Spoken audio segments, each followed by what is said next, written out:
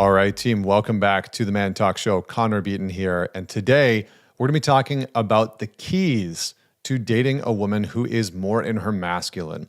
I get this question all the time from men. What do I do if my woman is more in her masculine or she can't seem to switch out of that? How do I operate? Causes some tension. And no, the answer is not just bounce.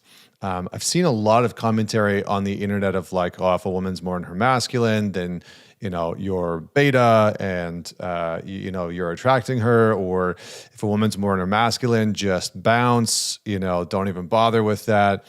That is a life choice that you can make. But if you're married to a woman who sometimes occupies more of a masculine energy sometimes, or you seem to attract women and date women that are more in their masculine, this isn't about fixing her or changing her or trying to solve it. I'm just going to talk about why this happens. Why are more and more women more masculine oriented?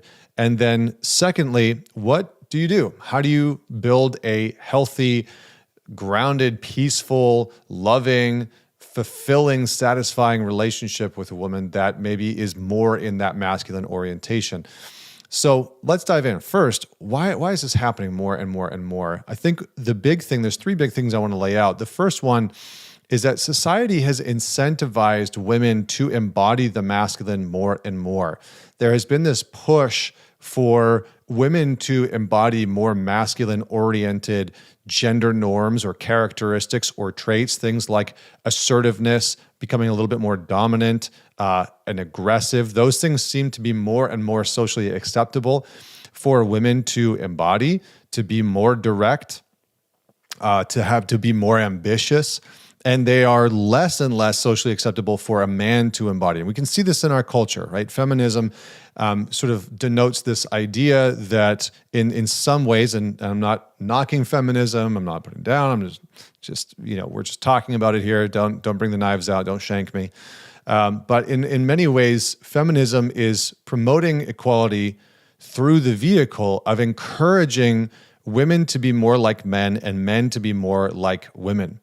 And that's a very basic frame, but it is a part of what a lot of feminist rhetoric and ideology promotes to women. And what ends up happening is that a lot of women end up embodying, a lot of modern women in big metropolitan areas, they end up embodying the type of man that they want to attract. So they end up becoming very much externally like the type of man that they want to attract. They're highly ambitious, they're go-getters, they're very assertive, they're very direct, they go after what they want, those types of pieces. So what do we do? Regardless of which one you found yourself in, what do you do? How do you actually develop a meaningful, deep, connected, fulfilling, and rewarding relationship with a woman who is embodying more of her masculine? There's a couple of things that I want to lay out for you. Number one is letting go of the who's right battles. This is very common in relationships where if you are a man who is, remotely masculine, you're going to get in a relationship with a woman like this, and there's going to be a lot of battles, going to be a lot of conflict. And that conflict revolves around a kind of power struggle where she is not wanting to move out of this safe space of being in this masculine orientation. And you find yourself provoked in some way to engage in this power battle with her, to try and win, to try and be right. This is the thing that you need to step out of, regardless of your relationship. Stepping out of the need to win with your partner, because when you are in a battle with your partner and you're trying to win, you are automatically in a position of moving out of a relational space and into an objectification space. You are moving into an adversarial form of relationship. It's me versus you.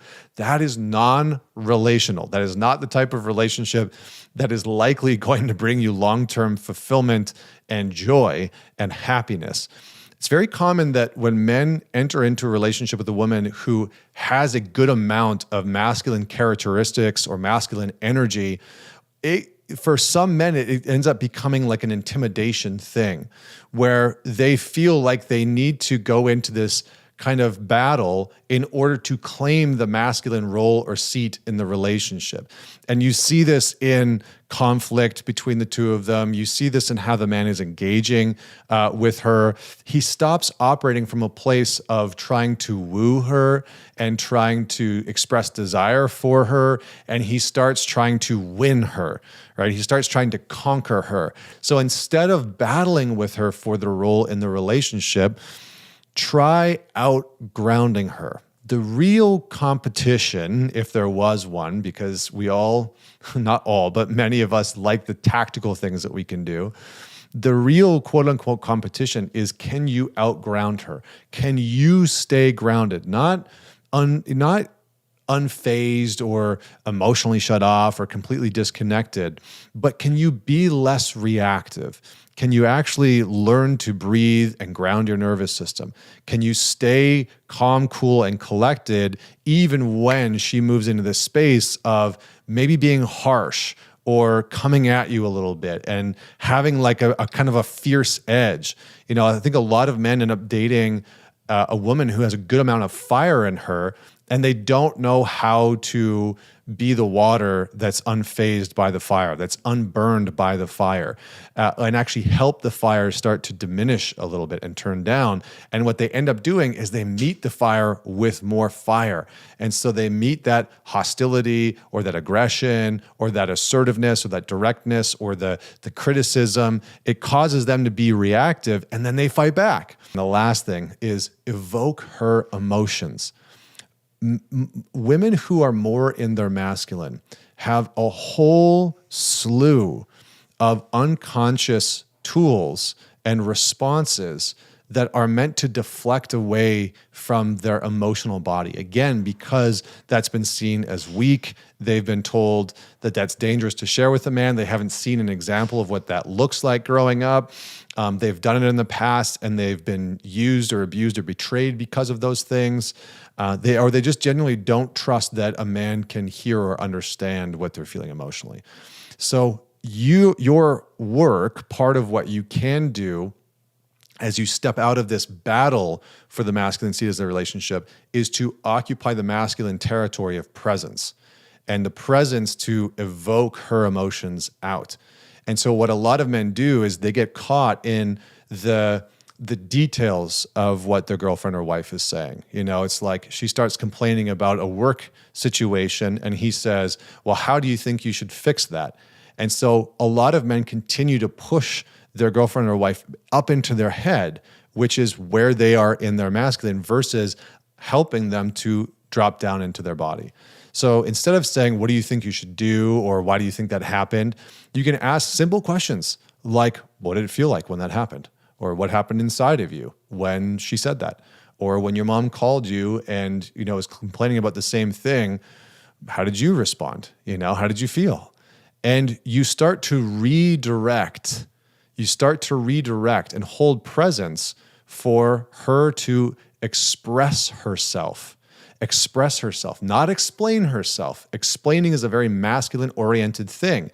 So part of your work, and this is where it can be a great dynamic for, some men, is that you can really work on moving yourself into an emotionally stable place where you develop that type of emotional stability and robustness that is genuine and real and not a result of suppression or repressing how you feel, but actually having a good relationship with your own emotions and being able to regulate your nervous system under conflict, under duress. So leave your thoughts below. Don't forget to man it forward. Maybe share this with your partner.